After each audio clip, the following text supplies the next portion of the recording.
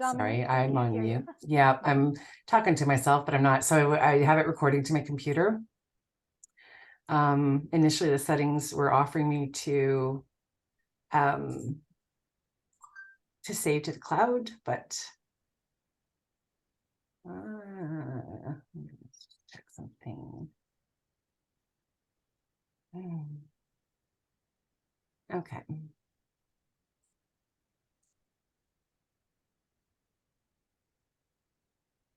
Oh, wow. Okay, I have to look up where Mill Creek is now.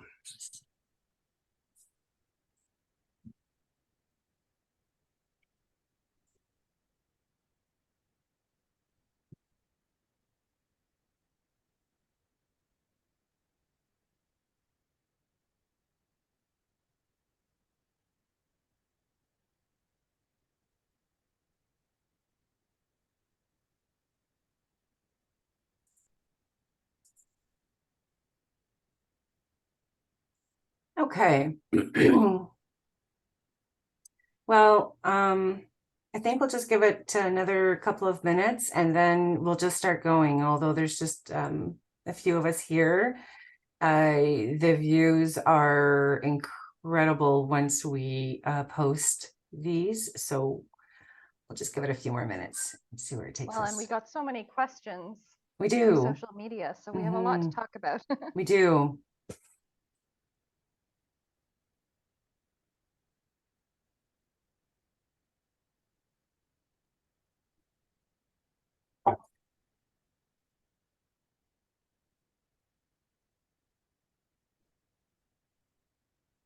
Okay, I know where Mill Creek is now.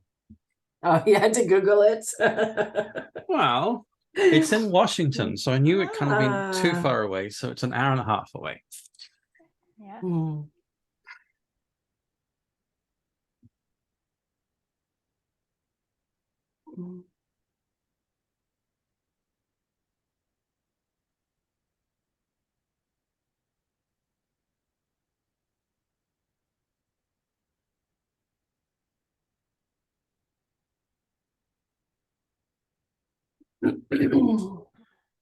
Okay.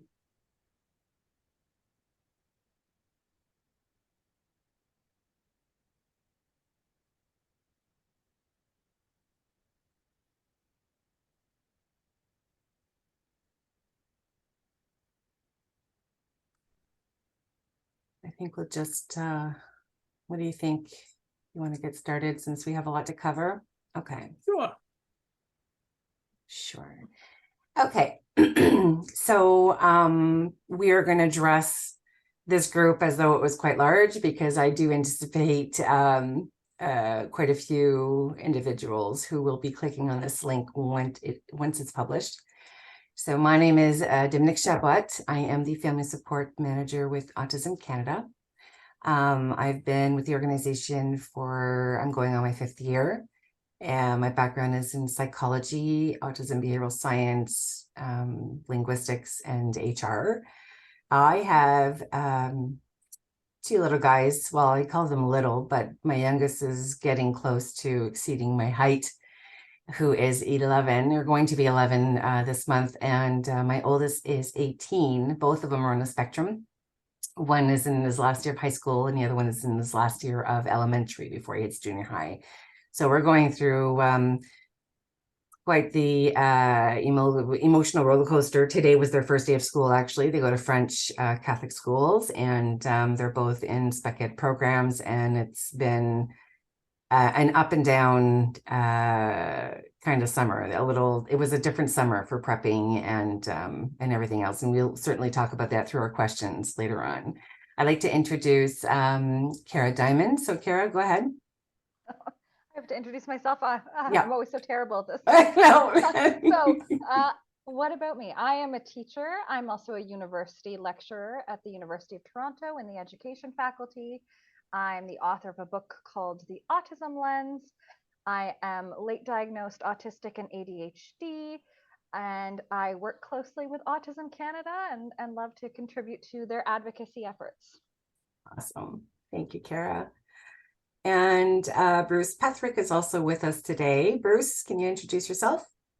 Yes. Hello, everybody. My name is Bruce Petherick. My job is autistic advocate at Autism Canada, and I'm ridiculously proud of that. One of the roles I have is to manage the ambassadors program, and I always love to just remind some of my colleagues, Cara, you're an ambassador as well. That's how closely you work with Autism Canada. I've been working for Autism Canada since May last year, and before that, I wasted 40 years of my life playing music around the world and writing music for people.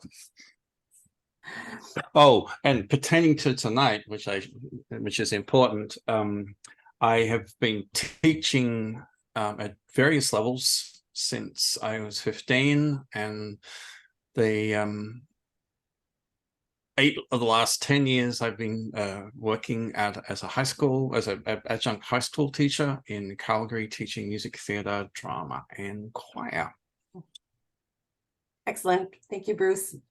So this is not our first rodeo. We've done a few of these in the past. I believe this is our third. Is it our third? Our third year? I think so. Our third year. And essentially, you know, when we first started, it was based on, it was new, it was fresh, and it was more along the lines of us providing some feedback and information for caregivers, for individuals, for teachers, educators, on how to kind of navigate this, what could be a very complex situation for our loved ones who attend school, and providing them with those resources and supports that they needed. The second year was kind of a division between, you know, scripted ideas and a list of topics we wanted to bring up. And then we had some time for an FAQ. And this year we tried something different. And I love this the way we've done it this year is by posting on our social media. We've asked our community to, you know, provide us with some questions that they want answered. And these are really good questions. And I feel that between Cara, Bruce, and I, we probably do much better with that candid conversation, and it's just kind of unstructured because we want to be able to provide everybody with a very unique perspective from each of our, you know, lived experiences. And that, you know, along with our professional backgrounds, could essentially answer a lot of questions and provide a lot of resources for our community. So we're going to get started today. What I've done is I've taken all of the questions that were sent to us via email or through social media. I've put them in a PDF, and we are going to answer all of those questions. I believe that there's a total of 8 or 9 questions. And if there are any questions throughout this presentation, please feel free to throw them in the chat, and one of us will certainly answer those questions either during our presentation or at the end. But there'll be an opportunity to, you know, maybe have some candid conversations with whoever is, you know, here today. And if you have any specific situations or questions that you'd like for us to answer, we would be more than happy to do so. So I am going to share my screen now. If I can regain host here, 1 second. I'm going to reclaim host so I could share my screen. And all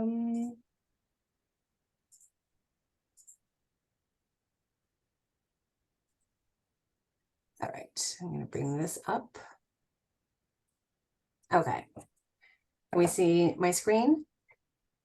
Yes. Yeah. Yes, there's our beautiful pictures that mine's a bit dated. I think that one's like 15 years old now, so it's time for me to change it up.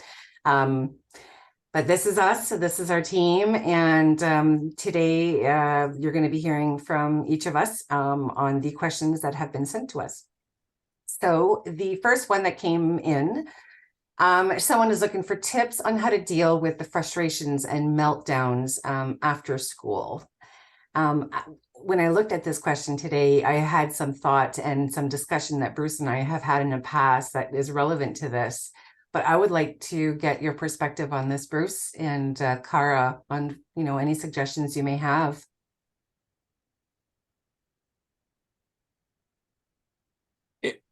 So Okay, there are two questions here.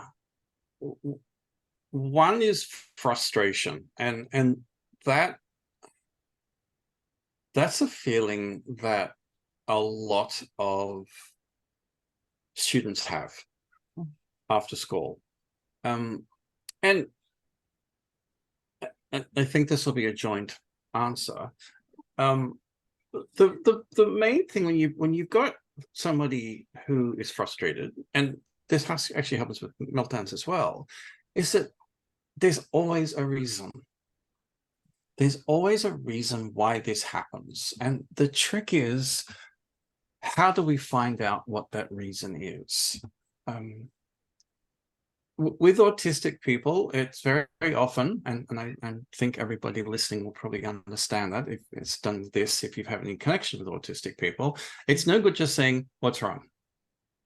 Because when we are in a frustrated situation, or when we are close to meltdown or in a meltdown, our cognitive processes aren't working. Our way of working out what's going on is confused. And so often it's really difficult for us to answer such a direct question, because the truth is we don't know. So at the end, at some stage, working out what the reason is super important. But first is calming, centering, whatever word you want to use. Help your student, your child, whoever you're dealing with, help them get in a calm space. Now, whether this is an actual calming room, I think in houses most of us don't have that luxury, but it's probably a really good idea to have a space in the house, a space that the person going through this situation is comfortable and has things that allows them to calm themselves. And that could be fidget tools, it could be favorite domestic animals. I have to say, my family, when they get in frustration, it's amazing how quickly our cats come and help them settle down. So whatever each individual needs, having this space, allowing them to calm. Don't hit them with too many questions. Don't hit them with, I mean, unless you know that there may be something like some physical problem or something super important, something, you know, invasive has happened. But in most situations, when we're talking about meltdowns after school and frustrations, it's a whole bunch of things. Allow them to settle down, allow them to calm, and then work through what's going on. Kara? I agree. I think proactivity is an important element here. It's safe to assume that children coming home from school after a very long and demanding school day, processing demands that neurotypical children do not necessarily have to process in the same way.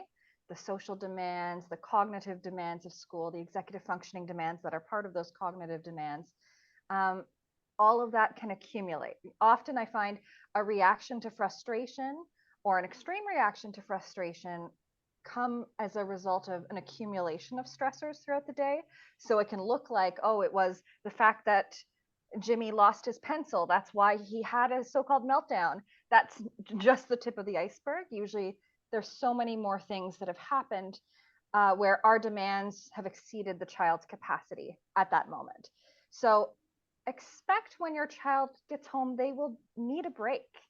And part of being proactive is talking to them about, this is a necessary time when you come home to do some things for your own wellness, your own self-care, and what that might look like, whether it's a snack, some time to read, some time to engage in a favorite activity for about half an hour. Time where maybe as a parent, as Bruce mentioned, you're not asking a lot of questions. You're not adding other elements of cognitive demand. Mhm. Often it's better to wait till a little bit later, maybe when you're having dinner together, if your family is able to do that, where you can sit down then and ask questions about the day after the child has had time to unwind and process. I've had students who have made their own sort of comfy, safe places at home. One of my students made an area in their closet, and I think they got a big Rubbermaid Tupperware bin, and they just stuffed it with pillows, and they like to go in there and just sit there in the dark for a little while as a way to sort of recalibrate, to reset their nervous system. And I totally relate to that, because at the end of my teaching day, I go home, I go into a dark room, I cuddle my cats for a while, and I try not to talk to anybody. Like, Mm. I need time just to recharge. Um, and usually, about half an hour or so, I feel a lot more centered and able to carry on with whatever my goals are for the evening. So proactivity is really important. And I liked, Bruce, that you made a distinction between, sort of the normal level of frustration that we might have at the end of the day, the normal level of overwhelm, and a meltdown, because meltdowns um, are a different kettle of fish, but also require um, proactivity and sort of working with your child when they're calm, to talk about what does your body feel like when you're starting to get annoyed or frustrated before it builds to the bigger emotion. Because this is pretty common with a lot of autistic people, that we can definitely feel the low level emotions where we're sort of understimulated, we're feeling bored, we're feeling blah. Um, and we can feel the really heightened emotions where we are terrified, where we are, our justice sensitivity is triggered and we're really angry, or we're extremely sad, like the big emotions we can feel. And then we kind of go really quickly from a state of calm to the sort of bigger state. We miss the cues in our bodies sometimes that are signals that if we don't intervene, if we don't do something to calm ourselves, that we might escalate in what seems like a quick manner. But really, we're just missing those somatic, the body awareness cues. And so, as Bruce mentioned, it's not a teaching opportunity in the middle of a meltdown, because your child's prefrontal cortex, that part of the brain that helps them to be in charge, they're not in control of that anymore. They can't process language when they're upset. So your best course of action in the middle of a meltdown is to quietly support and make sure that the environment is safe.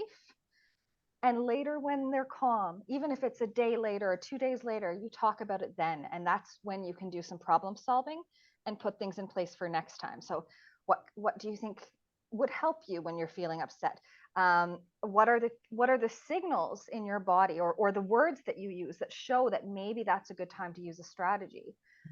What would help? And you practice things. You practice things like breathing exercises, using different sensory tools that might help to down regulate their systems. That's certainly something we can go into more depth, but those are my answers to those questions in a nutshell.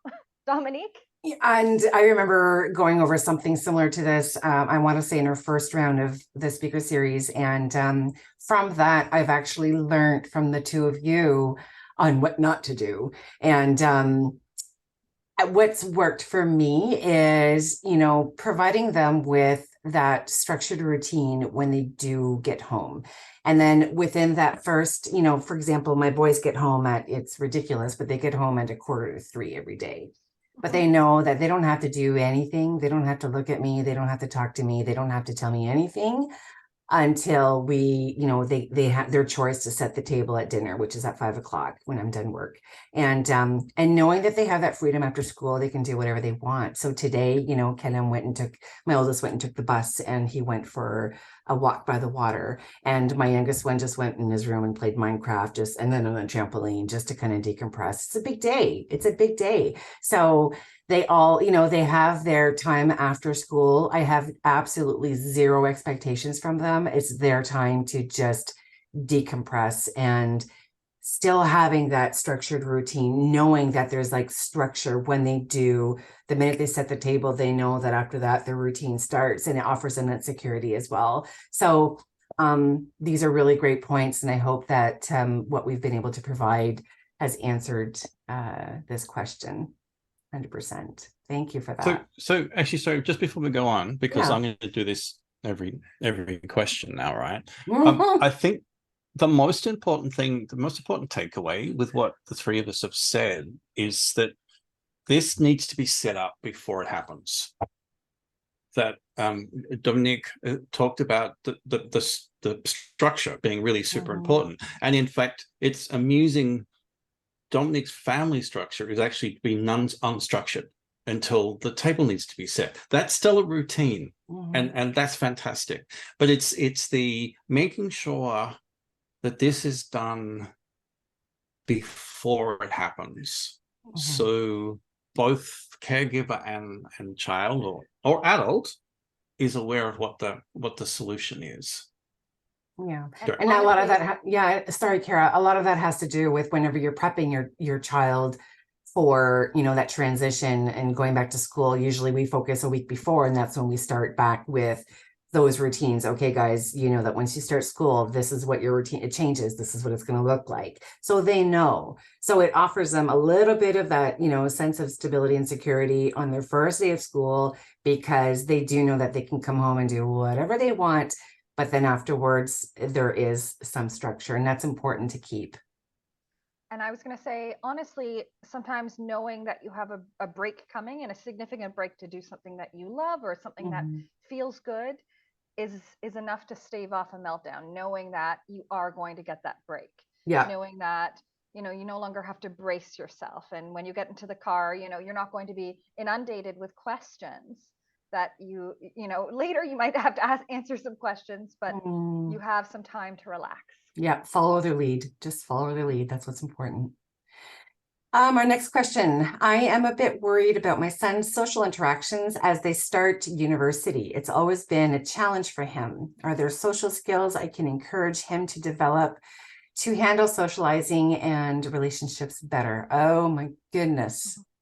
Oh my goodness. Well, this isn't necessarily just for university students. I feel that these are for, you know, all students, especially those who are at that age where they know that they have to make those social efforts and kind of conform just a little bit into societal norm to make those friends, especially at first day of school. It's a very, very tough question. I have an opinion here, but I'm going to let Bruce start, if that's okay. Oh, okay. Yeah. I want to share. My response is actually quite personable. My apologies. My brain's not working very well. I at high school and in Australia we call it primary. I'll have to translate elementary school. I lived in a large suburb in a big city, but my school, the same people went to my school for basically 12 years, and I'm not sure I was really good with social skills, other than these people were just in my life for 200 days a year. I found university so much easier because there wasn't so much structured socialization. And I found that people would approach me during class or after class or whenever, more than I had to, like, so people were actually studying conversations, and that was so much easier for me, rather than at school I felt the whole thing was too structured. So in one respect, I'd like to answer, it actually could be it could be an easier time just because the situation's different, and also you're dealing with more mature people, and I say it with the best intentions from my teaching. I taught at high school, and mainly at the upper levels, and I was teaching and I was working with young adults, but still, the minute they hit that university, there's suddenly this different level of maturity. There's a lot more acceptance. So let me just share that, and I'll let Cara and Dominique maybe give a more formal answer. So I'm of a couple of minds on this one. So my first thought was, especially if it's their first year of university, this is a big adjustment. So expecting them to do all the things all at once might be too much. It might be okay not to encourage as much of the social, help them to get on track with the academics. And as they adjust, we add more expectations, or we encourage them. So we're not expecting things of them as an adult, but we're helping support them add on as they go. But again, it is a big adjustment. They're going to a new place, new people. Depending on the size of the institution, they might be in classes with like 1,000 people at U of T in Convocation Hall, or they might be in a smaller setting. So I'm hesitant to say to any young person going to university, you have to socialize, you have to do all these things. We want them to find community, yes, but I would not put that much pressure on it initially or at all. But I would encourage them, as they adjust, to take classes that they're interested in. You're more likely to find people you can talk to things about by following your passions and interests, joining clubs, things like that. And, seeing if there are any social programs on campus. A lot of the time there are rec centers that will have different types of classes, different types of physical activity. So once they adjust to where their classes are, how to get around campus, navigating all of those academic things, then maybe it's time to look at some of the other things as well. But I would follow their lead and see how interested they are in the social life first, before I would expect day one they're going to participate in everything fully. I know that Frosh Week was incredibly overwhelming for me. I didn't go to all the events. So manage your own expectations, and consider also that your child's idea of what's fun might be different from a lot of people's, and that's okay. You want them to feel good, and you want them to participate when they are comfortable. Thank you. As of today, we have published a published document on our website, and it's the digital toolkit for post-secondary peer support. And it's broken down into 3 categories. One is for peer support. One is for the individual, so the student who is neurodivergent or on a spectrum. And the other one is for faculty on ways to, better work with students who are neurodivergent, and possibly, finding strategies to work with them. A lot of these students are going to university or college, and they're not bringing their IEP with them or their diagnosis with them. They just they're eager to make it on their own.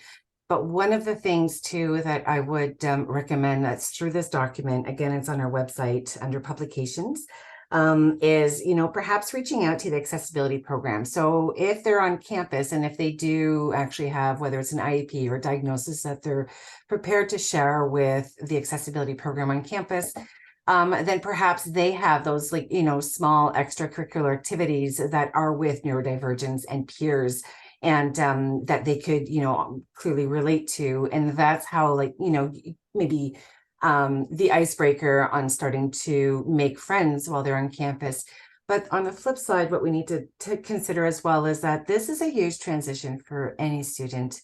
And they're going to be so focused on, whether they live in res, or if they're living in a housing area and they have roommates.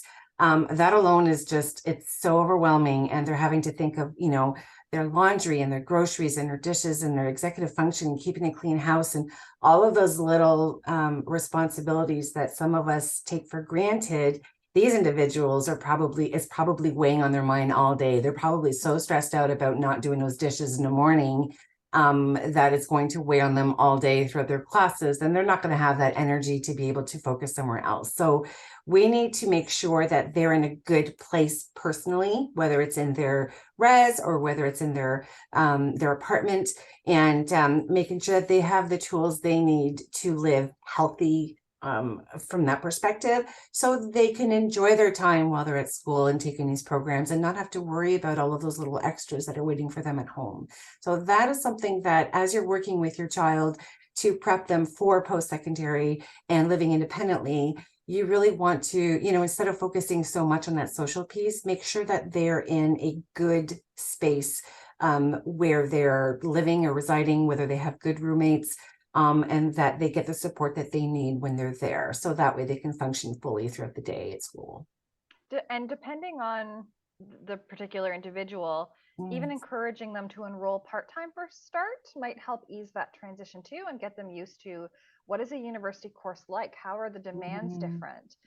What's the format of the course? Because it's very different than high school. With sometimes the course only have one examination as your entire grade.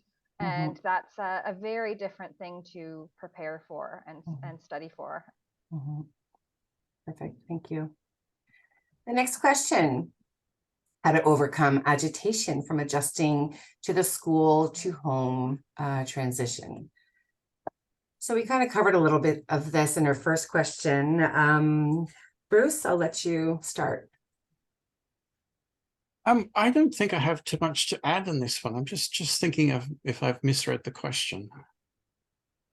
So I'm assuming this has to do with anxiety, maybe the adjustment from being at home all summer and then now having to get them ready to go to school in the morning. So that transition, I think, from being able to sleep in and do their own thing at home and now having to have that, morning routine. So, Okay. Yeah, how to overcome that anxiety. So, certainly something we're going through with our children right now, and I have, oh my, somebody going into grade 12 and somebody going to grade 9. My daughter, who's going to grade 12, is very likes having routines. So for the last 3 weeks, she's been shifting her alarm by 5 minutes. She's calculated from whatever start date that the first day she goes back to school, the alarm's going to be set at exactly the right time it needs to be. And so she has been herself over, it's probably 3 or 4 weeks, morphing into that, even these simple stuff like making sure my alarm is set. My 13-year-old boy is having a lot more struggle with that. But that's also something they're going through right now, is shifting their alarm so that it's not waking up the day before going back to school. They wake up at 10 o'clock in the morning, and then the day of first back to school, they have to be up at 6:30. That's a little unfair. So that slow shift into those routines. We've said before that the preparation of going from a holiday situation to a very strict routine, again, it's slowly introducing parts of that routine so that it's not just a switch. And it's the switch is really quite difficult for autistic people to deal with. So that slow introduction of routine change, and also some reinforcement of why school is good. And I'll allow, I've seen we've just had a question put in the chat. I'll allow, I want to give Cara and Dominic a chance to respond to what I've just said, and then we can talk about the question in the chat. So, I mean, I read this question as the same as the first question, but if we're thinking now about transitioning to school from summer, completely agree with Bruce. Bruce, as you spoke about your daughter's strategy, I set my alarm tomorrow for a little bit earlier because I just realized I transition back to elementary school teaching next week. I've got to get ready as well. And I think that also means shifting in the evening before too. So shifting the bedtime back if children, adolescents, young adults, old adults have gotten into bad habits, it's staying up too late. Um, I think it's also in advance starting to get into the routine of like making lunches again, things like that. Um, doing things that are also a bit exciting about school, like getting a new backpack if possible, or something to wear, new pencil case, supplies, things like that, can add a little bit of novelty that make it exciting to go back.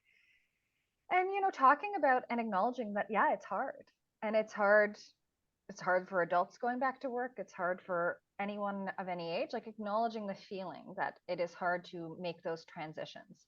Um, and then, like, yeah, talking about what it'll feel like being back, coming home after school, and what the expectations are, that there will always be time for a break. Maybe planning something kind of fun but low key for the weekend, like the first weekend after school, so that they again have something to look forward to getting through the week. Things like that can all be helpful. And I know not all schools or school boards are able to tell you the teachers in advance, but if you can find out who their teacher is in advance, sometimes it's possible to go and do a school visit depending on the age and needs of the child, and introduce yourself to the teacher beforehand, and that can ease some of the anxieties as well. My answer is actually forgive me if I'm not saying your name correctly, Graciela. I have been there, and it's very difficult. And I've learned, like I said, I've learned through Cara and Bruce a few years ago when we've done our first speaker series, that you just need to prepare. And it was easier for my oldest because it just was. Because he's so structured that we couldn't divert from that routine, and he knew what it was from the get-go, and we just didn't change it. For my youngest, who's an introvert, and he likes to sleep in, and he hates taking medication, and unfortunately he has to when he's at school. It's just one of those things where these transitions are difficult, but we need to stay structured. You need to stick to your guns. As a mom, from mom to mom, stick to your guns. I know that the first week or so might be difficult, or it might happen throughout the entire school year. But perhaps if you offer your child, that structure, and you have it written, or you let them choose what that free activity will be when they do get home, those incentives, those initiatives, and they thrive on reinforcements. So if you can perhaps provide that little special, like Cara was saying, that special activity on the weekend, or they could choose, something different every day after school, then it gives them a reason to want to go and to spend the day there and come back happy. I don't know if Bruce or Cara, you wanted to add to help with Graciela's question. Yes, I did have a couple of ideas. So I don't know the age of your child, so I'm going to give a couple of ideas for different ages because I know you are not the only parent or guardian in this situation. So I think if your child has the language skills, and then the ability to understand language, you can talk to them about, I know it doesn't feel comfortable, like these transitions, and finding out if they're able to express what part's hard, and then also talking about what could make it feel more comfortable. So for a younger child, that might be having a stuffy with them.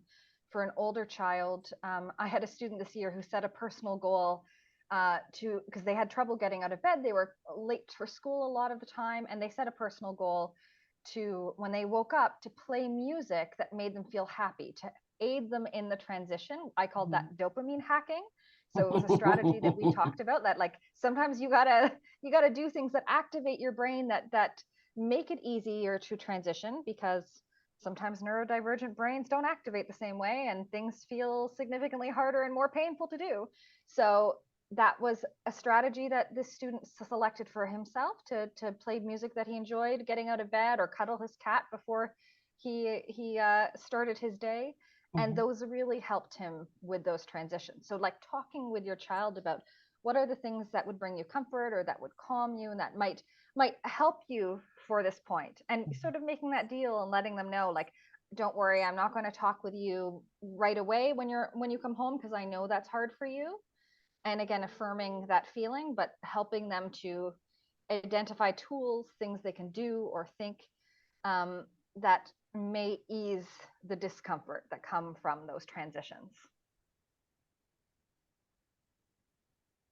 Thank you. I've just noticed the exact wording of the question, and this is interesting. I don't think I've come across this question. So just I'm going to articulate it just so that we don't all just go to the chat. So Graciela has said that son doesn't want to go to school, but then doesn't want to come home, and I've suddenly that's raised a little light bulb in my head. So fundamentally, what the problem is here is the young man kind of maybe is not motivated in the morning. Maybe wants to. Why would they want to get out of bed? It's nice and warm and toasty and comfortable.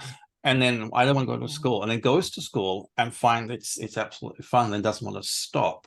So I'm a little at a loss here to work out a good strategy to help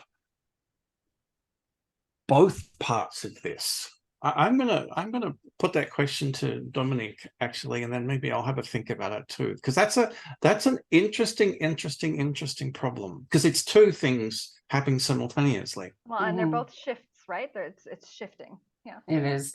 I think essentially what you need to do is make sure that you're on board with the teaching crew. So the teachers that work with your son, whatever it is that you are concerned about, whatever, whether it's providing the teachers with ideas of, okay, well, in order to provide him with that incentive to want to come home, let him know that the first hour that he is home, he gets to do a fun activity. Or so the teachers really need to be on board. And I know it's hard because sometimes these poor teachers have like 18 IEPs in a class of 20, and it's difficult. And I get that. But if the teacher is really there to make that difference and to work with your child, I think the communication should happen. And don't be afraid to, write, whether it's in the agenda, today's activity is going to be this. This might entice him to want to, come home after school. You can use it as the reinforcer. It's just that communication needs to be consistent across the board. That's my suggestion. Cara, do you see the response that Graciela has just typed? Oh, Bruce, you're open my mind. Maybe. He's 7. Oh, poor guy. I think if it helps the transition at first, but I wouldn't make it I would. You would sort of want to get there earlier and earlier each day, but if you're really struggling, if they're really nervous about it, you could do a late start for the first, few days, and then a slightly earlier start, and then earlier. But again, I think it is about finding the things that help them get through it. I think it's about talking to them about if they're able to articulate what makes them nervous or what part is hard, and certainly talking to the school, like Dominique said, to make sure it's a gentle entry to school as well, and that when they get there, there's some downtime for them to adjust, because again, that shifting is incredibly difficult. And having things that bring a little bit of happiness, that bring comfort, make that shifting ability, that's part of our executive functions in our brain, it makes it a little bit easier. I want to articulate something, and this is something that Cara has said before, and it's certainly something that I've said too, is that there is one of the solutions for a lot of these questions is to recognize that the teacher wants to help. And every teacher wants their students to come to school. That's kind of why you teach.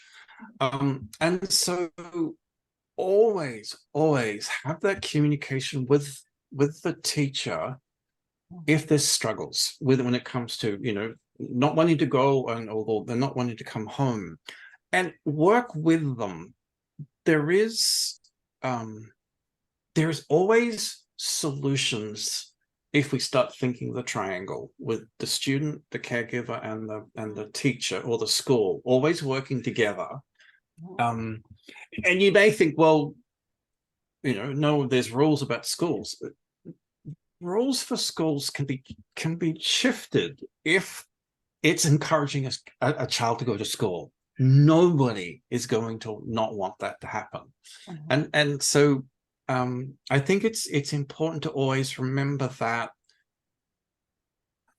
there is somebody else involved in these questions that also wants the student to go to school and to have a great experience, and they're a resource we sometimes forget about.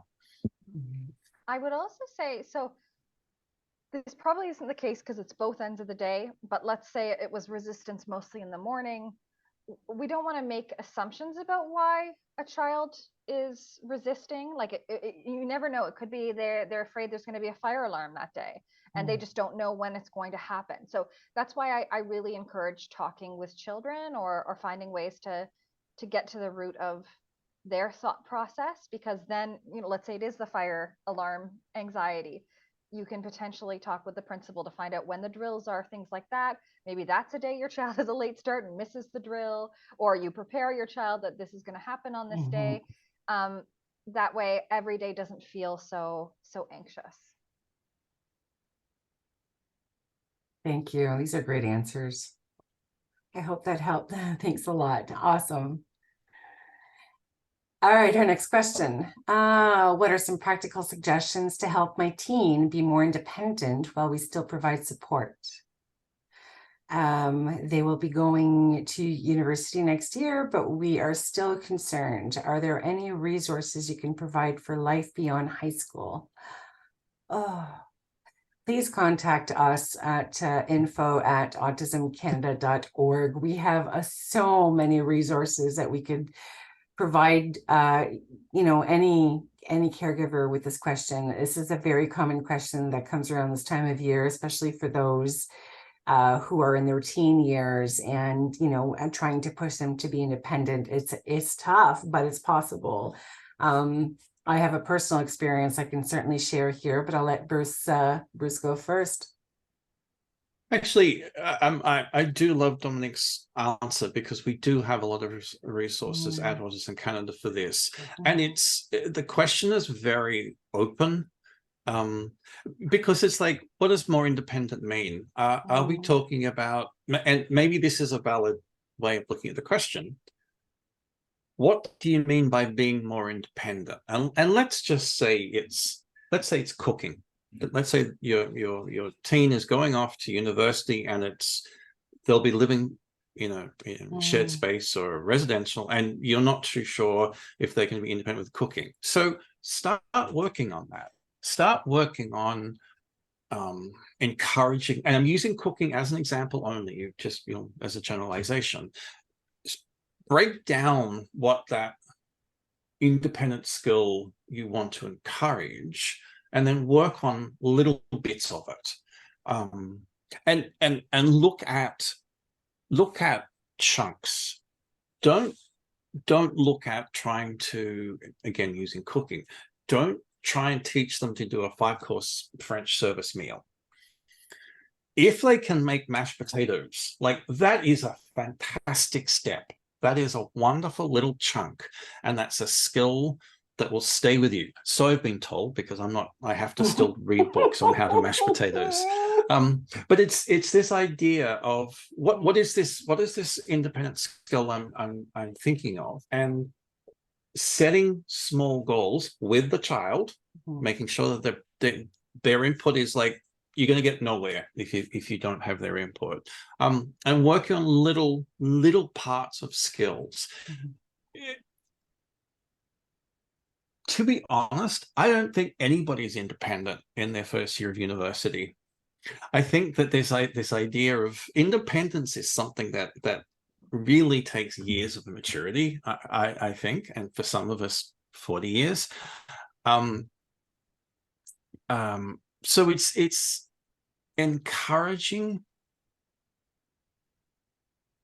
achievable steps. Mhm. I love that. Mhm. And that really made me think too, you know, we put a lot of pressure on children to be independent. And I think actually maybe a healthier approach is to teach them how to access help when they need it and let them know everyone needs help sometimes. We obviously try to be as independent as possible, but a lot of neurodivergent young adults and adults burn out because they think they have to be independent. And there's almost this stigma around asking for help. So I think having problem solving conversations with your child about some of the issues that you're seeing, like things that they need help with, are really helpful. I love the work of Dr. Ross Green and his collaborative and proactive solutions. And it's a way of having conversations with your child to really empathize, find out what's going on for them, and then come up with, well, like what can we do? What can we jointly, collaboratively do to help you in this area? And you build skills through the talking and through the problem solving together. So that's one thing. Now, I do also love this question because I think you hit the nail on the head too, that you want to give teenagers and children a chance to have some control and autonomy of their own life, but you also want them to know that they are still connected to you and that you are there to help and support. And it's always like finding a balance. I have definitely noticed with students who, let's say, at some point they overindulged in technology and then there has been a permanent ban on technology for a really long time, or maybe there's they're not allowed to ever have sugar, things like that. They can't control themselves when they are in settings where there is sugar. They're the ones asking their classmates for snacks all the time and overindulging when the parent isn't in the room. And they also don't know how to manage their time on technology. And those things don't just suddenly like happen. They have to be taught how to manage. Mhm. And so that would be something where you would want to experiment, and you want to say, as a parent, as you get older, I want to be able to give you more and more responsibility, and I'm here to support you. And that what that looks like will change. And right now, why don't we try? I'll give you, you have 3 hours this evening. You have to decide how to divide your time. How much homework do you think you have? Let's talk through it. Mhm. I know you also want to play on your device. What do you think would be an appropriate balance of time? Okay, let's see if it works, and we can revisit this later and talk about how it went. Like you can structure it that way and then gradually relinquish control, but begin by, okay, make your choices and then let's talk about if it worked or not. What was good about it? What was hard about it? What do you need next time? That's probably how I would start to, test out giving more independence and more choice and more autonomy over those things that as a parent you're probably controlling because they have trouble shifting their attention from something that is really exciting like a video game to something that is definitely not exciting like homework. So I had an interesting summer, and I'm going to share a quick story. So my 17-year-old, who's going to be 18, um, he was diagnosed a level 2. As a child, he was diagnosed level 3. He was nonverbal till he was 7. He's been in a spec ed program all his life. It was very difficult for us to kind of, he's always going to need support no matter what. However, this summer he completely blew our minds. We were in a position where I work full time, and my husband is off sick from work. He's on a permanent disability. He had to go through a surgery this summer, so he couldn't really do that much with the children this summer. My youngest one went to camp every other week, so he was kind of gone. So my oldest one just flat out said, okay, well, I want a job. Okay, where do you want to work? I want to go work at this chip stand, who are friends of ours. Okay, go apply. So he did, and he got it. And he worked 2 shifts a week for 3 hours each shift all summer. Great. I want a Vespa, but I'm afraid. So I want to get a bus pass. Okay, where do you want to go? And then, he would tell us where he'd want to go. And so I made sure that he had an identifier that if you reach out to us at info at Autism Canada, I'd be more than happy to share that identifier. But essentially it says, my name is Kalam. I am autistic. I'm showing you this badge for, one of three reasons. I don't understand what you're asking of me. I don't understand the situation. I need help. And then his health number is on there in case of an accident, my phone number, my husband's phone number, and that's it. He hides it under his shirt, but he has it. So he feels confident. He has his bus pass. He goes. He just goes. He goes. He knows all of the routes around our town. He knows where he wants to go. He goes to stores, and he never buys anything for himself. He always buys for his brother. And I don't know what happened, but he just became completely independent. But just because we had to cut the cord at some point, but we needed to take that step back to let him try new things and learn from them. And we all make mistakes, and he's made a few, nothing to put him in danger. We're always available. He texts us with every move he makes. So these are really, and Bruce can attest to that. We'll be in meetings, and then Kelem will be out doing his own thing, and it's like ding, ding, ding, ding. And every step he makes, he texts us, and I'd rather that than nothing at all. So this has built, as a significant trust between us and him. He feels so much more independent. He feels like he can do anything, but not like anything to get in trouble, but he can move mountains. Like, he feels so empowered, and this is so important. And with this, he's decided that instead of staying in school until he's 21, he would like to graduate with his friends, his peers who are his age this year. He wants to go to prom. He wants to buy dinner for his best friend, who's a girl, and take her to prom. And he's already making all of these plans. And this is where, when the time comes where you just kind of let them, give them a little bit of space, let them do their own thing, let them learn. It's such an incredible feeling, because it means that we did good. The parents have done well. They, the team, the community, the village to raise a child there. And I'll get texts from people. I just saw Kalem downtown. I just saw Kalem on the bus. So it's wonderful. And I can't tell you how important this is. And if you can, take those steps and try to offer your child a little bit more independence every day. It's incredible.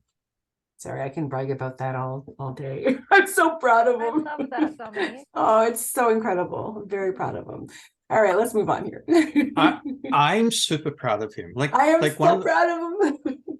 The little bits that we hear at work, and each time I get to hear what Kalem's doing, it's another step. But I mean, Kalem is going to need support all his life, and yet I know how happy he is because he can take the bus and he can go to the museum, or he could go for a walk on the river, and that's so important for him. Yep, super important. I think it takes so much courage as a parent, as a caregiver, to allow those opportunities. I remember, my younger brother is autistic and has an intellectual disability, and I've always taken him under my wing. And there was one time, I think he was in his early 20s. I was a bit older than that. And he was going to a social program for the first time. And the first event was the movies. And he was really nervous to go on his own. I, of course, offered to go, but he didn't want me to. And so I kind of prepped him, but I was really nervous about how he would do too, because I didn't know if he would stay through the movie. I didn't know, there were so many unknowns that I was anxious about. So I went in with him. I introduced him to some of the people, and then I watched him go into the theater. And then I had to walk back to the car. And I cried as soon as I got into the car. And then I went home, which was not far from the theater, and I baked cookies until the movie was over. And then I came back, and I was there before the movie came out, and he came out with the biggest smile on his face. And it was such a good reminder to me, even though I work in this field, and I help parents prepare their child all the time, but it was just that visceral, it's your own reaction, right? That it's like, I can't let my own fears prevent him from having chances to try things. Right. That's incredible how much it just changes the path for them. You have to, you have to let them take those risks and take those chances, because you know what, at some point you need to decide, how will you treat your 17-year-old level 2 autistic? Do you treat him as a 17-year-old neurotypical first, teenage boy who wants to be with his friends and wants to hang out and do things? Or do you, are you a bubble wrap parent and refuse to let him take risks? Because Yeah. sometimes they need to make mistakes to learn, like anybody, right? Mhm. And they'll make one mistake, they'll never make it twice. I know my son, he'll never make the same mistake twice. So this next question, the best way to introduce changes in routines for my kid. I do not want to overwhelm them. And I think that we've spoken about this in the previous slides as well. It's just baby steps. And it's, as much as we kind of push for structure and we encourage structure in order to provide a safe space for your children, it's equally as important to introduce sabotage on occasion, because life is not always structured, and they need to learn how to cope with transitions without those heads ups and without those, the warning signs. Sometimes things just don't work out. And yes, that structure is really important, especially when they're young, but as they get older, it's equally as important to just kind of introduce a switch or sabotage in that routine, without overwhelming them. Sabotage, though. I hate it too, but you know what? Life is going to sabotage them enough on its own, I know, and I hate the word sabotage too, but as a, in behavioral tech, this is what we use as a strategy. It's just, you have their entire day laid out, planned out for them, and all of a sudden you remove one of those activities that they might like more than others, and you change it to something else, and you let them view how this changes happen, and they need to learn how to navigate those changes on their own. We can't always protect them. As a caregiver, as much as I want to protect them and make sure that everything is ready and avoid any kind of shutdown or meltdown, it's important to provide them with these tools as well. So my advice here is slow and steady, especially when they're young. It's always important to talk to them often about routines and letting them know that it's okay if some changes happen. Give them the tools to learn how to navigate change. But yeah, slow and steady for sure. Bruce, do you have any comment on that? Small steps. There's also that, I'm not going to use the word sabotage. There's also that time to recognize where a routine is not, you don't need to adhere to a routine every time. So let's say the routine is like getting up in the morning, and there needs to be brush your teeth, breakfast, shower, whatever. Sometimes you skip a step, and that's okay. We autistic people, we neurodivergent people tend to grab onto our routines for security. We know what's going to happen, but sometimes we want to just skip them, and it's allowing the autistic person to skip if they want to once in a while. Now, I'm not saying I'll allow them to sleep into 11 o'clock 3 days in a week, and miss school the first 2 or 3 hours of school. I'm not saying in that sense, but the little ones, to allow that flexibility in the routine that is necessary. Yeah, I think sometimes the way that we structure, if we overstructure, we actually create rigidity. I don't schedule things to the minute. In my classroom, there aren't necessarily set times of when things happen, but we follow a particular order. So sometimes students will say, but when's this? And I'll say, after this. I won't give them the exact time, because then they're looking at the clock all the time. You sort of explain the structure, you explain if there need to be changes. Like autistic people, we need the why, we need the explanation, we need to understand why a change is happening, because predictability definitely matters. It helps us to feel safe.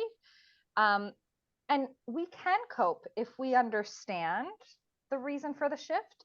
And the reality is in life, you know, like there are going to be moments that come up that are unexpected that you want to help them deal with, whether that's, you miss the bus or you're planning to go to the park and it rains and you have to talk through, okay, what do we do now?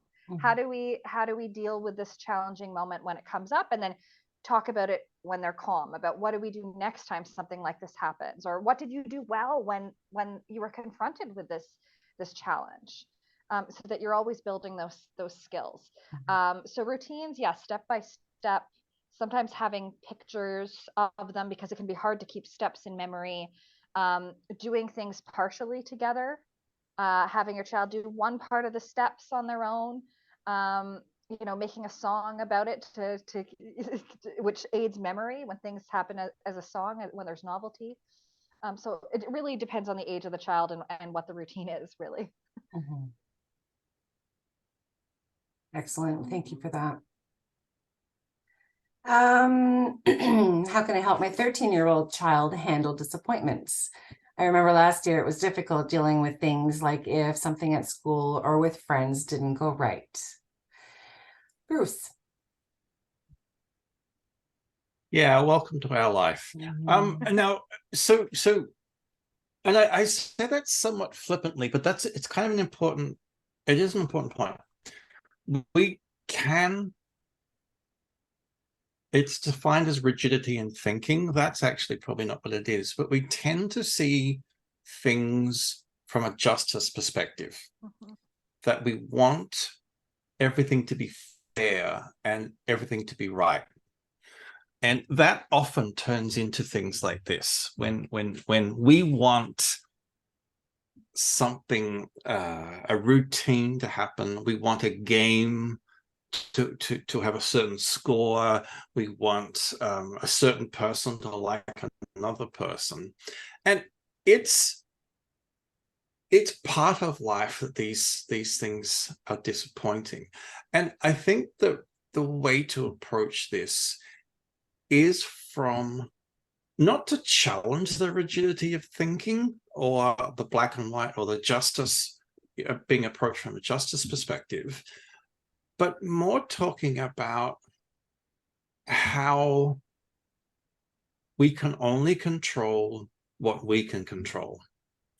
And it's this actually helped a little parental teaching tip. This helps with all children. Too much children don't recognize what the boundary of control is, and we have it as a parent as well, that we want to control, let's say, our child's experience because we don't want them to be sad. But the truth is that that's where the joy of human life is. That is where the fun is, and that's a coded word for me. It's where you experience humanity, is where those things don't turn out the way you expect.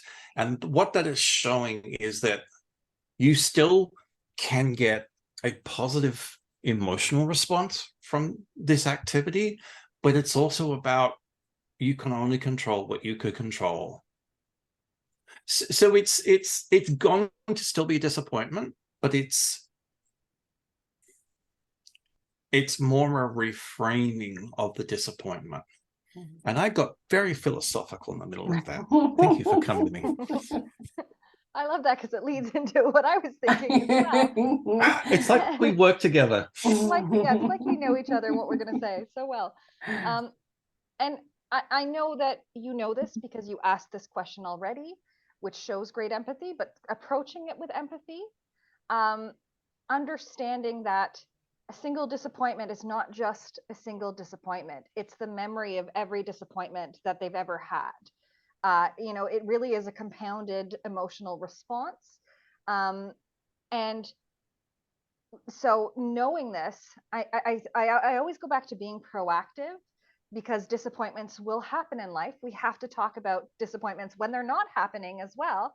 and talk about times you're disappointed, model and talk about how you use strategies. I was so disappointed, but you know what? I took a break. I took 7 deep breaths. Children need to see us doing these things to know that they are not the only people who struggle. I've had students who were surprised when I said I use strategies because they thought I don't know how they thought I'm calm and collected, but I guess in the classroom I am. So, and I had to say, no, I just have more practice. I've had a longer time on this earth to learn how to self-regulate. But every single person uses strategies. It's not just you who experiences big feelings, and it will get easier. But what are the things that you can do that help you? So you want to talk about the strategies. You want to anticipate, situations that might be difficult, and before they, go to the friend's house to play video games, if they have trouble with winning and losing, talking about what can you do in this situation. Remind them to take like proactive breaks. It's okay to walk away. It's okay to, go to the bathroom. It's okay to do these things that other people do that they just might not have tuned into. The fact that in the classroom, other kids asked to go to the bathroom, not necessarily because they need to use the bathroom, but because it gives them a little break, a walk out of the classroom. You can let them know strategies like that and talk through how do you handle it. And it really is like a lot of reframing, I think, for both you and for them, that like how you think about disappointments. They will happen. You also want to cue them to all the things that are going right, because in general, as human beings, we have a strong negativity bias, but I think especially often with the great memories that autistic people have, like I mentioned, like, it can trigger every single shameful moment or mistake they've ever made for them. You want to help remind them to look for the other things in life where they are successful. Oh my gosh, I can't beat that. Can I add something to that? Oh, Yes, Sure, you may. because I have nothing to say to Okay. this. You guys are saying it all. So this is something I've been asked this question. Part of our Dominic's and my job is to present sessions for various organizations, and one of the questions that has come up several times was about how to handle an autistic child not losing badly in inverted commas. And this adds on to something Cara was talking about, is that encouragement when you're talking about a disappointment, to encourage the child to look at how they have handled that situation before, and is it better this time, or does it have is there still a positive outcome to how they've been? Let's take the example of they're playing a video game with a friend and they always lose. The reframing of this is, look, your friend Johnny is better at this game than you are, but are you still having fun, or are you getting better at what you're doing? And so it's that reframing of, there's still a disappointment, but there's still something positive coming from that disappointment in an intrinsic level for the child. And again, this is later when they're calm, not when they're crying about it. They will not help. Oh, these are great answers. I have nothing to add. I mean, I think empathy is certainly, a tone that you want to take when you're having these conversations. But what I know does not work, and this is, not just with children, but with adults. My husband is also on the spectrum, and sometimes when he'll mention that he's disappointed about something, and then I'll say, well, that's life. He doesn't understand that. And I forget sometimes that I can't just wrap up that, that feeling into, one little sentence. I need to break it down. I need to explain to him, well, sometimes these things happen, and and it can be exhausting for a caregiver, to always have to break these things down, but just keep in mind that your views are what your loved one, they really want to know how you feel about things. They want to know what your thoughts are, and whatever advice that you have to offer them. It is very important. Sometimes they don't show it, but it is. So, do the best that you can. And again, empathy is key. It's a good question. There's a lot of conversation around that. What can I do to make doing homework more successful, especially for a kid coming home with a lot of homework? I don't, personally, for me, my children don't do homework, and that is because they work. Yep, they are at school all day and they work hard at school. Sometimes my younger one is forced to conform, doesn't have the tools to self-regulate on a regular basis because he depends on a spec ed or an educator to help with that, and they're not always there. So when he's home, it's really up to him. No homework. Bruce?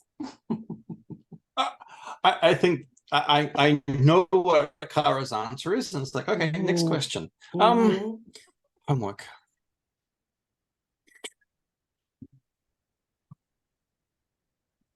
Kara, would you like to take this? Because I'm not too sure I can articulate it in a good way just at the moment. Yeah. Well, research does not support homework having benefits. Maybe marginally at the high school level, but it should still be capped at about an hour and a half to 2 hours. But not at all at the elementary level. It's very important that our children get a chance to relax and restore, and we have time to connect with children at home. That said, if there is like a project or something that has to be done, I think this is an important skill building opportunity to teach them how to break something down over time and to do a little bit each day, and mapping it out on a calendar. And the strategy that I call the chunk and check in. Sounds a bit like chunky chicken. So I think of that every time. But where you actually teach them how long things might take.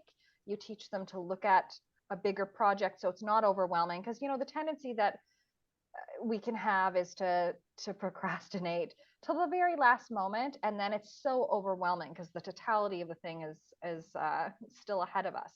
So when your child is in middle school and beginning to get projects that they have to work on for a couple of weeks, you need to explain, like, teachers give it to you. They don't expect you to do it in one night. They expect a little bit each day, or a few days a week up until it's due.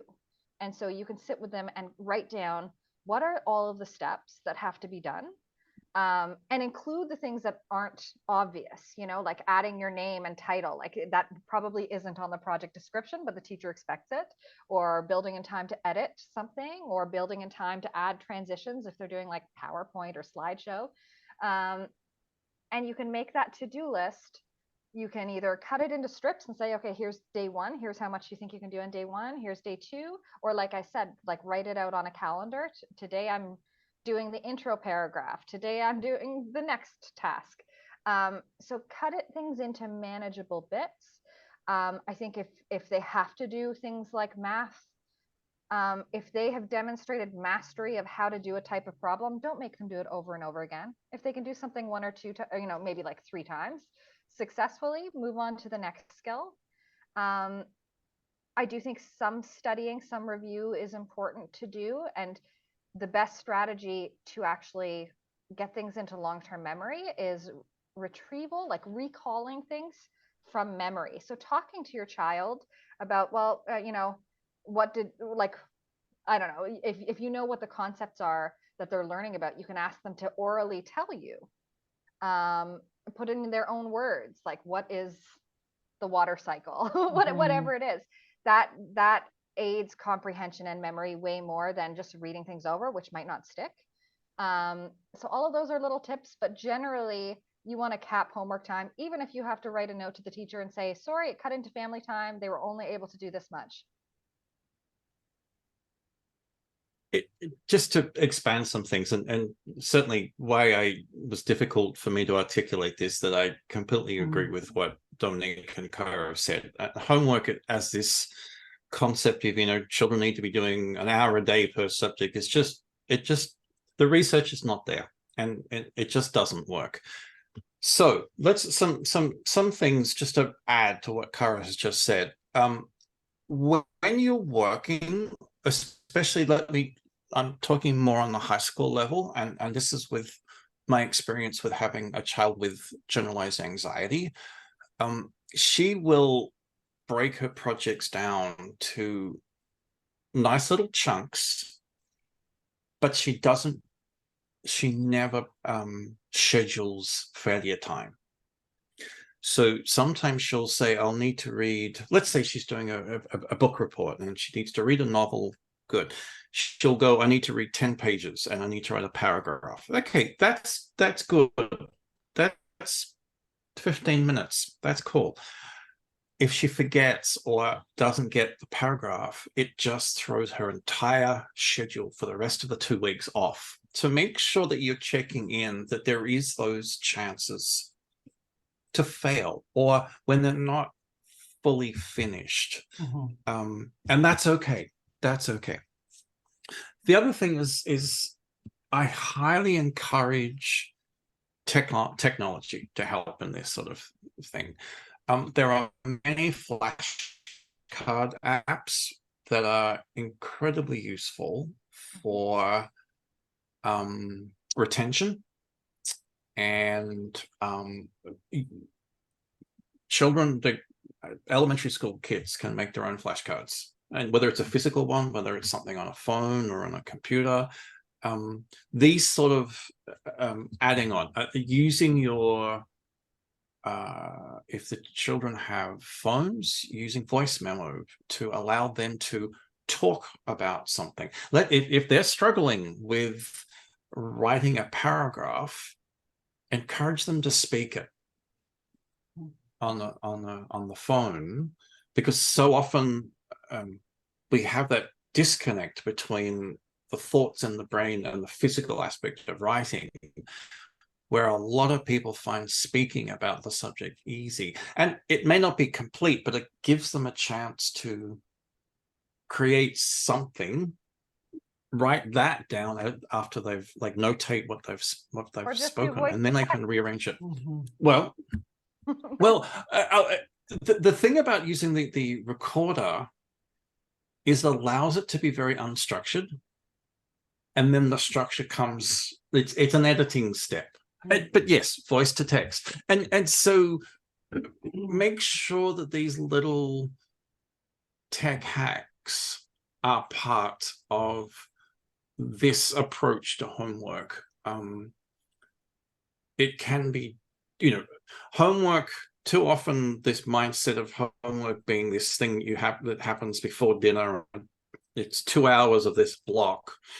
It would be so much more effective if it's an hour in 15-minute chunks over a 3 or 4 hour period. Yeah, because we have this breaks too. Yeah, our brains need breaks to remember and learn more deeply. I was doing a little graph. There's an old psychology idea about retention, and what happens is you learn 10 things and you forget them, but if you remind, you start over a timed period, you're keeping more things in the mind as the times get longer, and that's how you can remember lots of things. I think, sorry, I'm getting very nerdy, but when you are introduced to a new concept, an hour later, you remember maybe 60% of what you learned. By the end of the day, it's down to like 30%. 30%. And if you don't review it in 24 hours, if you don't come back to it mentally, this concept, or connect it to something that like it basically you've lost most of it. Whereas if you review it in 24 hours, you actually remember 80% of it. So your memory for it is higher as long as you review. So coming back to concepts, talking through things, talking about connections that they can make to whatever they're learning, real life connections, all helps to get it into long-term memory where it's easier to retrieve when they need it. And I thank Kara for translating this into those words, because that's exactly what I was trying to say with my graph. I was articulating the graph.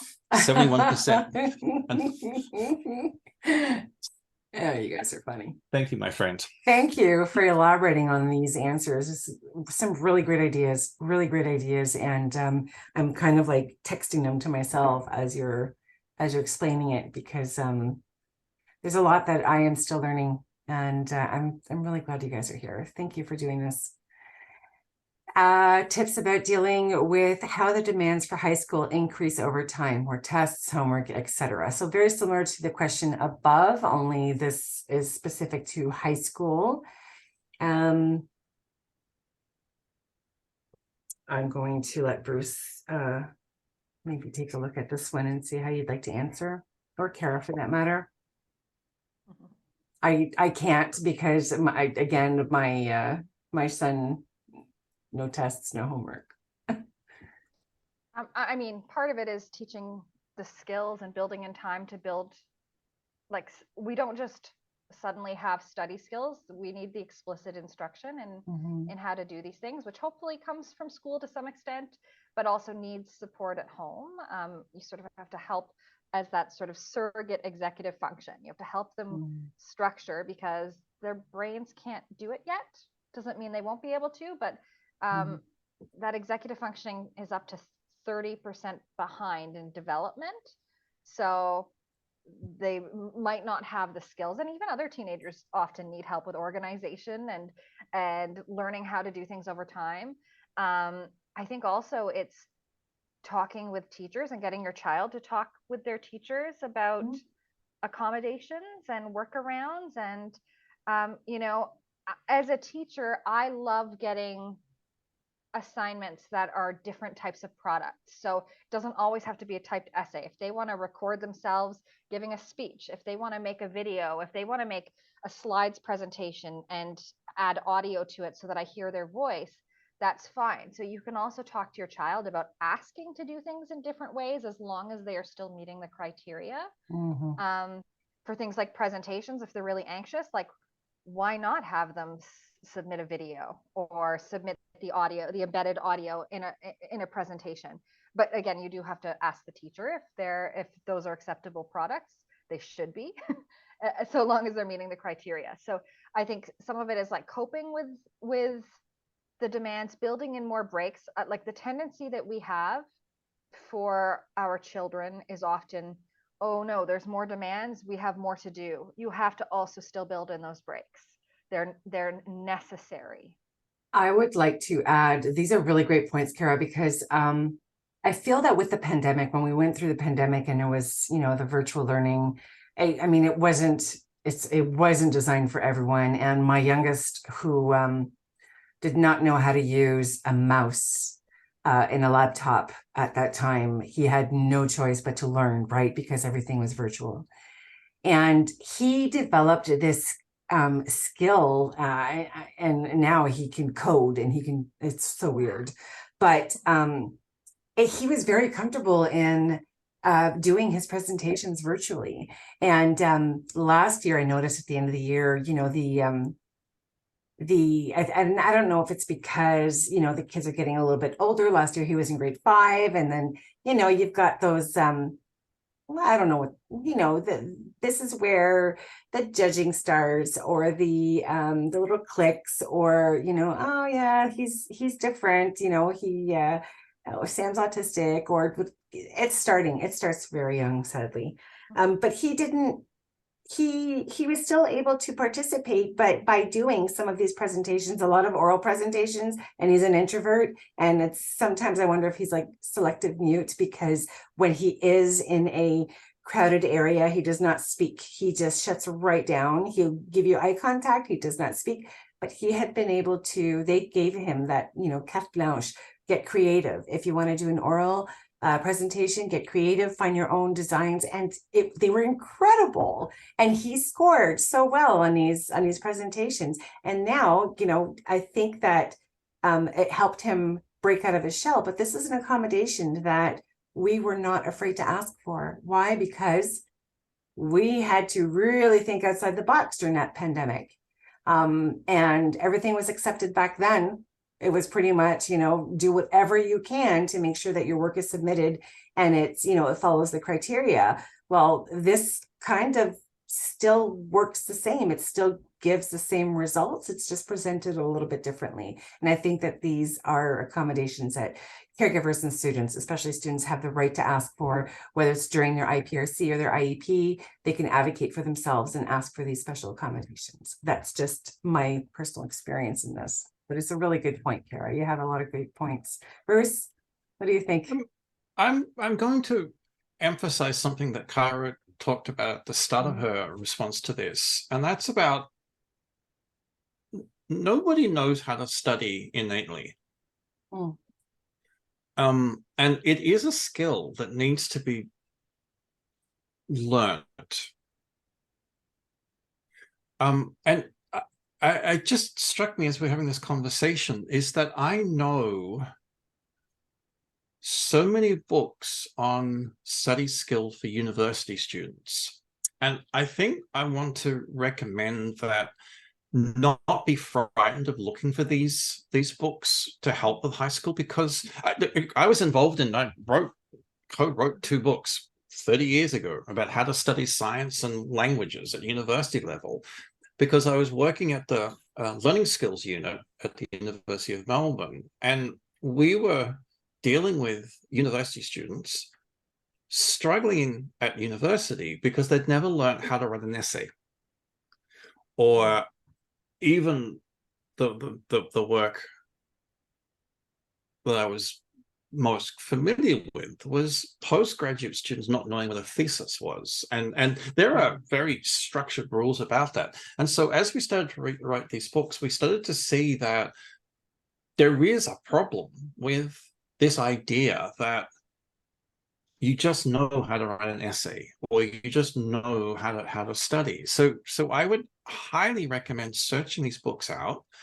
Although they're written for university students, most of the ones that I'm thinking of just off the top of my head actually are quite readable for a high school student. And again, it's this, we're going to talk about this over and over again, I think, in our, as we continue with these series, is breaking things down into manageable chunks. So the question very specifically, like more tests, that's a practice. I would go accommodation first. The idea of tests being the only way of reflecting the requirements for a subject, I think, is just it's just bad. I funnily enough, I literally could tomorrow go and do a test on almost any subject and do really well. I do so well with tests. It's something that just my brain does just brilliantly. But I recognize that so many people struggle with tests. So it's the look for accommodations of other ways of going through the requirements. And if the tests have to be there, it's a practice. Maybe set 5-question tests. Ask the teacher for short 5-question tests, and practice that at home.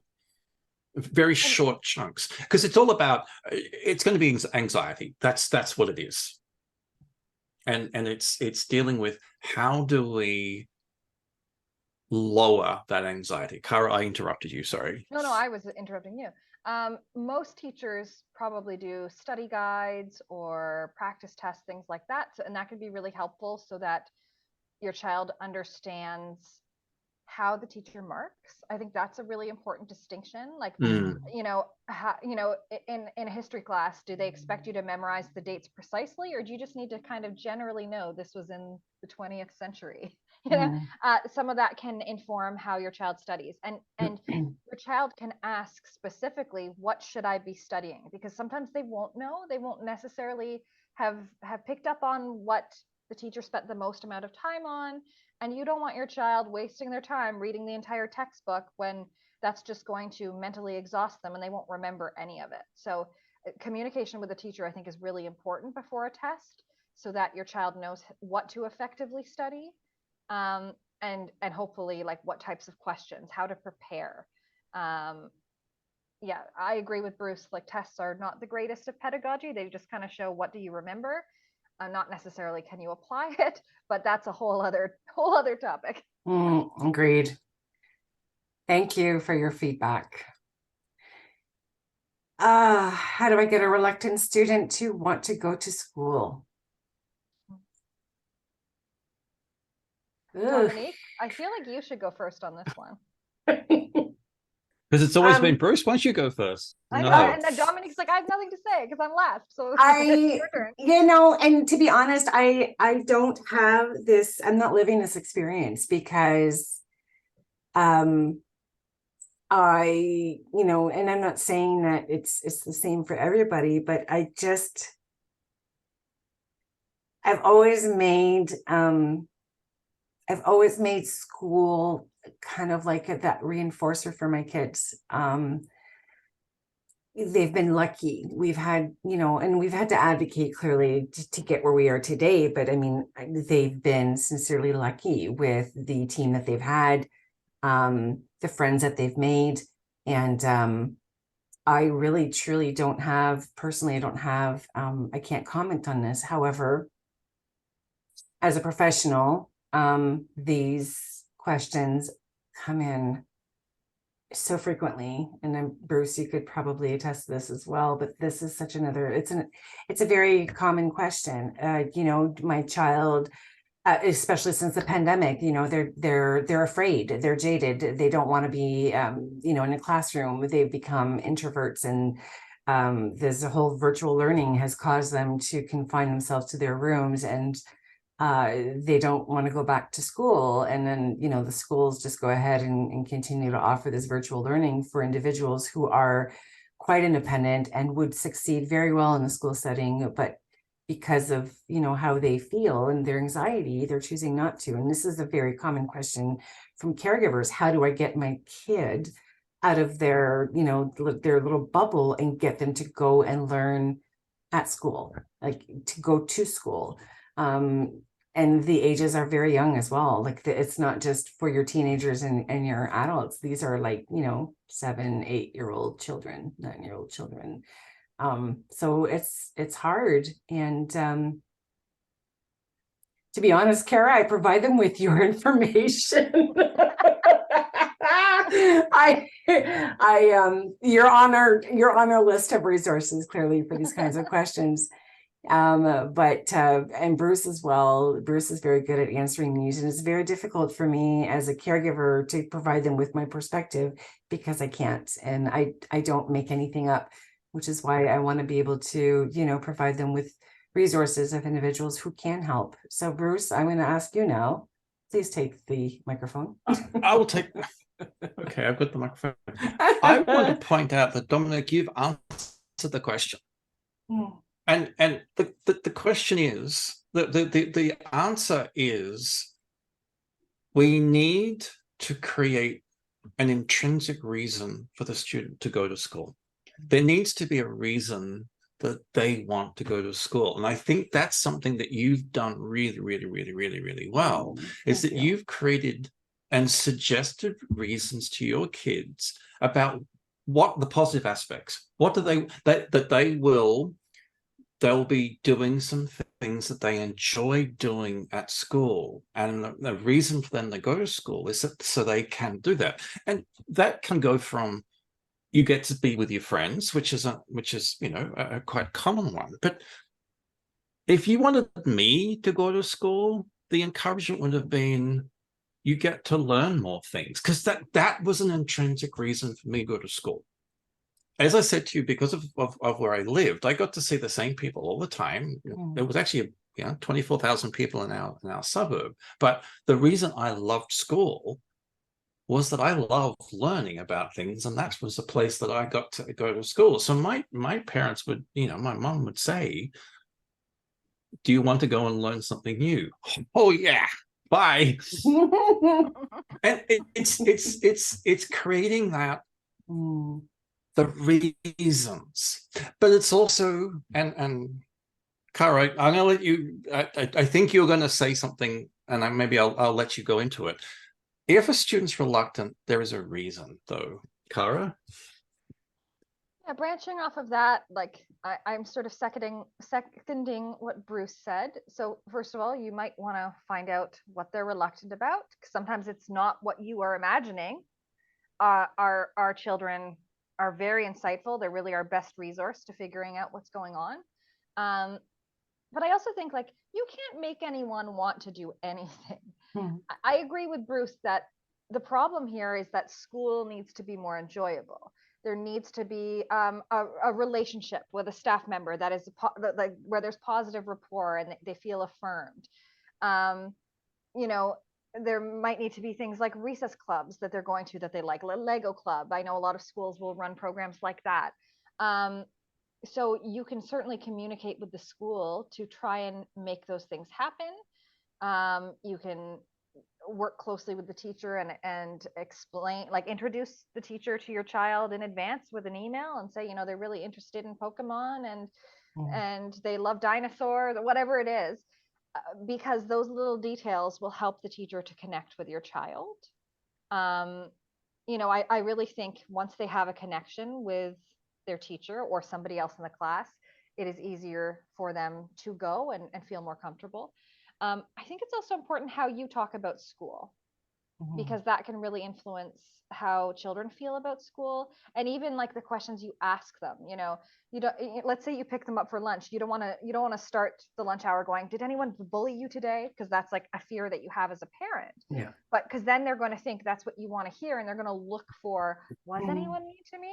And you know, you want to, they will, like, you can still find out that information, but you want to be asking them the questions like, what did you learn? What did you enjoy? Was there anything funny that happened in class today?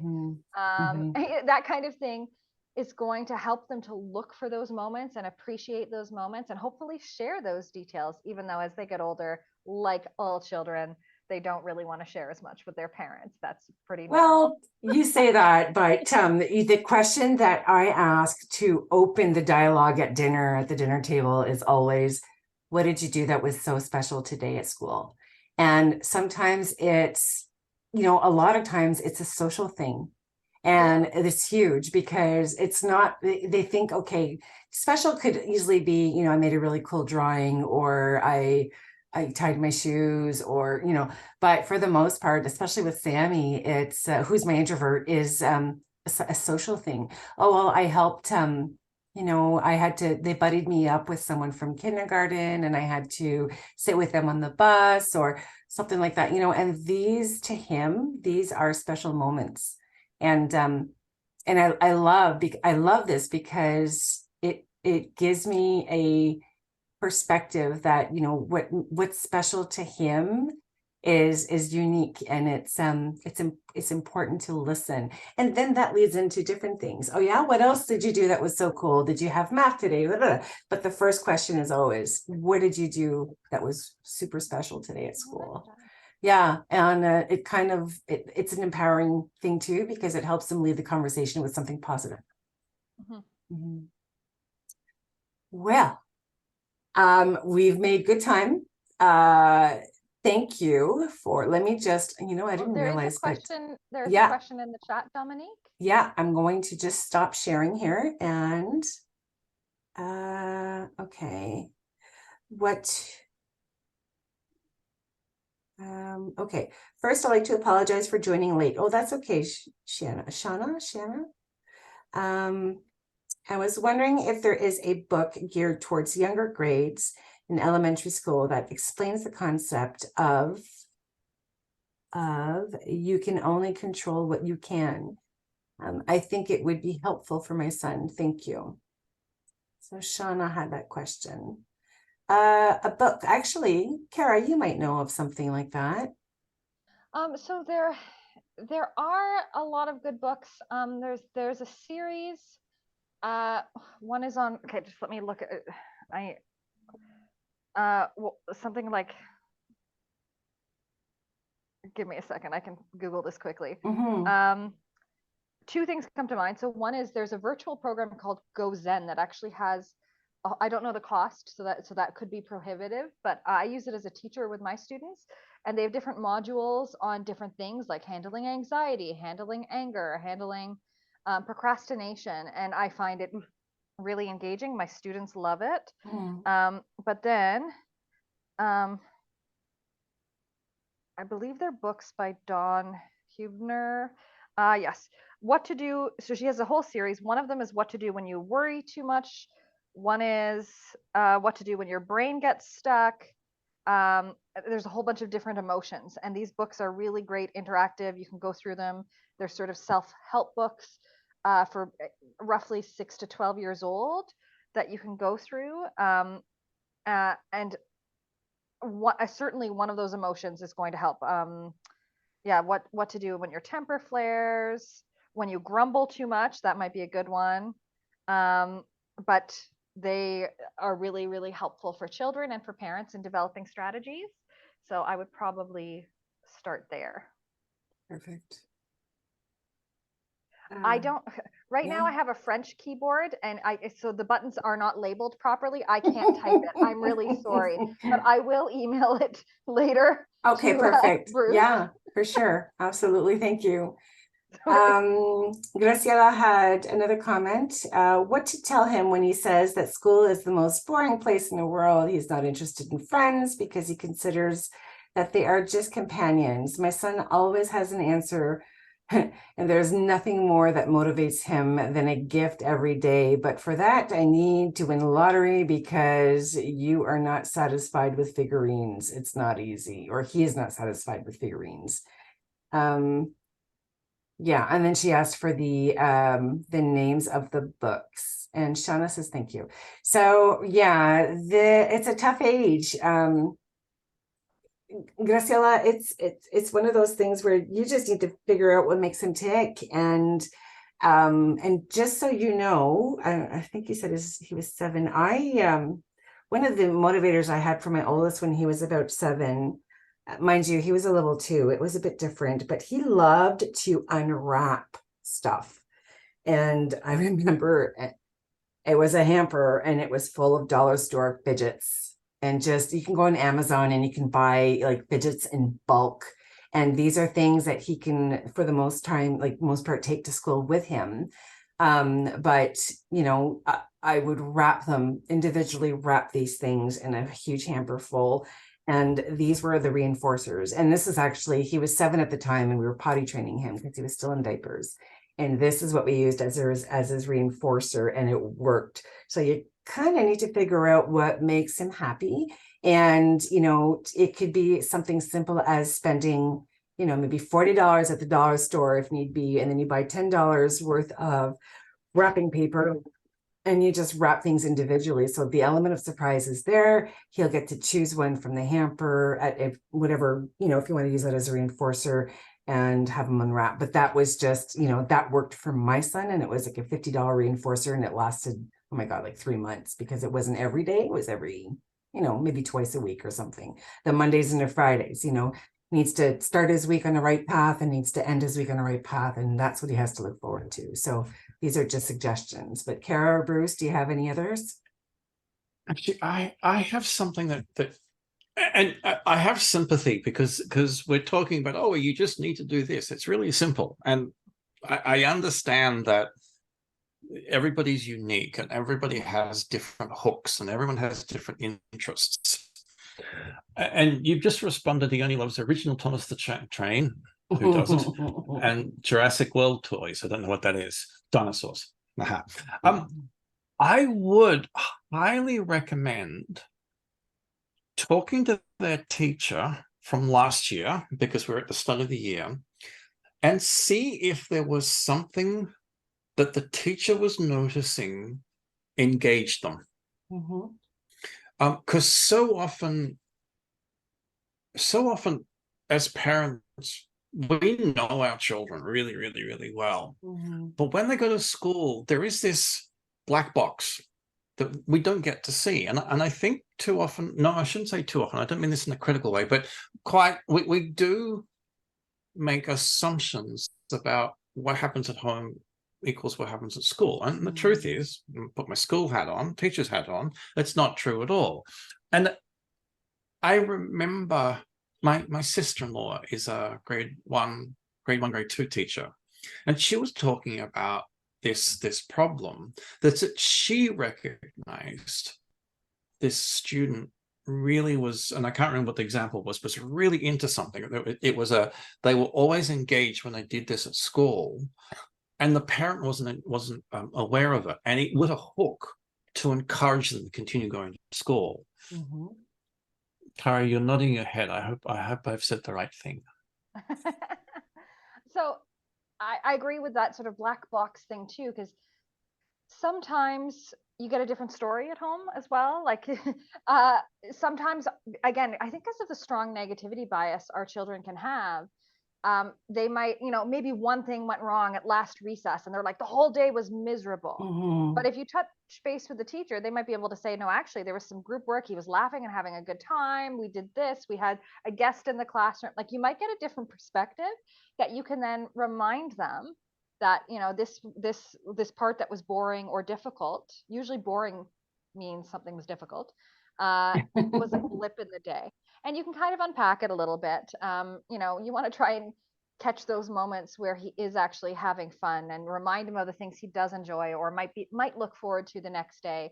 And as he gets older, you might be able to just respond with logic and explain, like, you don't need to be friends with everyone in the class, but it is important that you do, participate in group work and learn to interact with other people. Because, I can't personally think of a job where you never have to interact with another human in some way. So these things are important to learn, and you can ask him to suggest ideas, and and as Bruce said, all of the things that happen at school, especially the social stuff, is not actually simple. It's highly complex. The things that happen, the information that has to be processed in a quick conversation with a peer or teacher. And I think children really, especially our children, try to avoid feeling embarrassed. And those are situations that have a lot of uncertainty and have challenges that can come up that can make them feel very easily embarrassed. So I think also approaching it with empathy, which we've talked about a lot today, and connecting with the teacher to say, like, he's reluctant. Is there anything on your end that we can do so that he's more engaged and excited? Like, can he do show and tell and talk about dinosaurs, or be invited to be the expert and talk about something that he knows a lot about? And I think, again, probably developing a positive focus on his own life at home, like having if you can have a success board where you post pictures of him doing new activities, new experiences, trying things when they're hard, getting through boring stuff, you like put that up on a wall, you celebrate it, you have a visual representation of, like, look at all of the cool, amazing, hard things that you've done. And, like,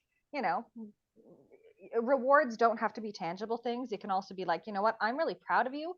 Why don't we eat out tonight? Do you want to go here or here? Do you want to pick a cuisine? Like, something like that, where you're also linking it to a new experience too, which could also go up on the board. I just had a flashback to a workshop I did maybe 30 years ago. And I remember this presenter said, boring is the most difficult thing for a teacher to handle.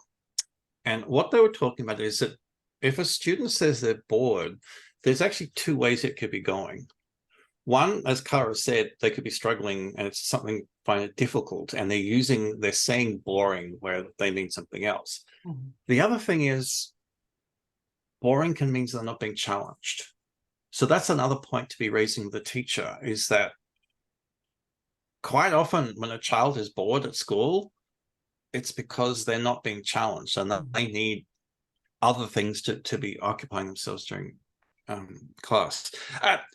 And the last thing, which is just one of those always need to be remembering, is that just make sure that there's not something physical going on. I do remember a case a long time ago, a friend, child was not wanting to go to school, and we discovered that they need glasses. and again, this is the child wasn't old enough to articulate. They were struggling and finding everything boring because they couldn't see well. And it just does, we're throwing a lot of solutions. And I think it's really important just to make sure that you are, again, not making an assumption, anybody to make an assumption in just one direction. And especially when a child says they're bored at school, because that to me is it's a warning trigger sign from an education perspective. Oh my, I've just gone completely out of focus. You're getting passionate. You're getting very close to your camera. Well, in the interest of time, we will end our speaker series here. We have oh my gosh, I don't even have the dates written down. Bruce, when is our next one? Do you know off the top of your head? No, because everything's closed down to make sure that my computer wasn't going to. So keep an eye out on our social media. Our community engagement manager will have our next 2 sessions posted at some point. Kara's got it. I pulled up Instagram. So September 19th, we'll be talking about the IEP or IPP, depending on the terminology in your province. And the last session will be October 17th, which will be caregiver and student advocacy. Excellent. And we hope that, well, first, thank you, Kara, and thank you, Bruce, for joining us this evening. And, I hope that we were able to answer, the questions that were sent to us. I think we were very, very thorough in our conversations. And I love that we all have a very unique perspective, but in the end, all perspectives are really important. And thank you for sharing your lived experiences and knowledge with us, Kara and Bruce. I have plugged in the info@autismcanada.org email. If you have any questions for Kara, Bruce, or myself, please feel free to forward those over to info@, and I will make sure that Bruce and Kara receive the question and they could respond to you directly if need be. Other than that, I wish everyone a great evening. Thank you for joining us, and thank you for everything, Kara and Bruce. We appreciate it. Thank you. Thanks, everyone.